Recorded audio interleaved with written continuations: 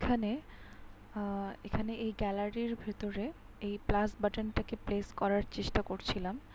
তো সেটা হচ্ছে এই যে পজিশনিংয়ের মাধ্যমে পজিশনিং করে আর ডিসপ্লে ফ্লেক্স করে জাস্টিফাই কন্টেন্ট সেন্টারের মাধ্যমে।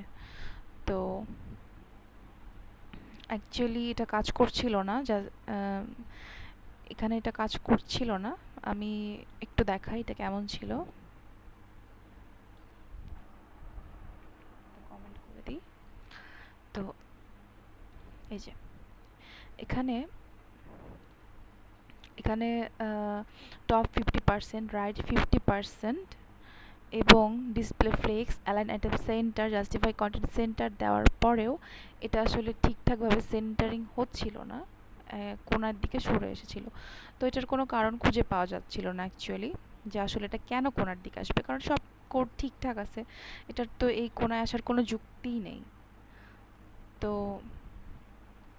তারপর এই প্রবলেমটা সলভ করার জন্য ওয়াইড এবং হাইটকে 0 করে দেওয়া হলো। এই যে আমি কোডটা কমেন্ট সেকশন থেকে আউট করি, দেন এই যে এটা মাঝখানে চলে আসছে এবং ঠিকভাবে প্লেস হয়ে গেছে।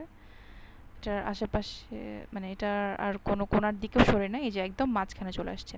তো এটার যে মেন রিজন সেটা হচ্ছে নর্মালি যে কোনো একটা ট্যাগ বা যে কোনো একটা আইটেমের একটা ডিফল্ট মার্জিন, প্যাডিং অথবা ওয়াইড হাইট থাকতে পারে।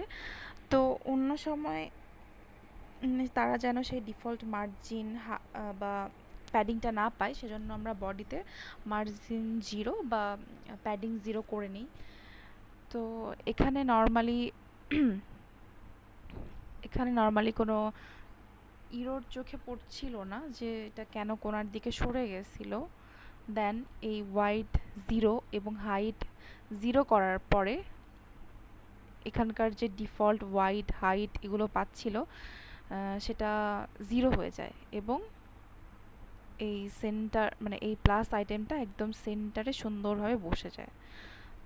তো এখানে এই প্রবলেমটার সলভিং এই ওয়াইড 0 এবং হাইট 0-র মাধ্যমে করা হয়েছিল।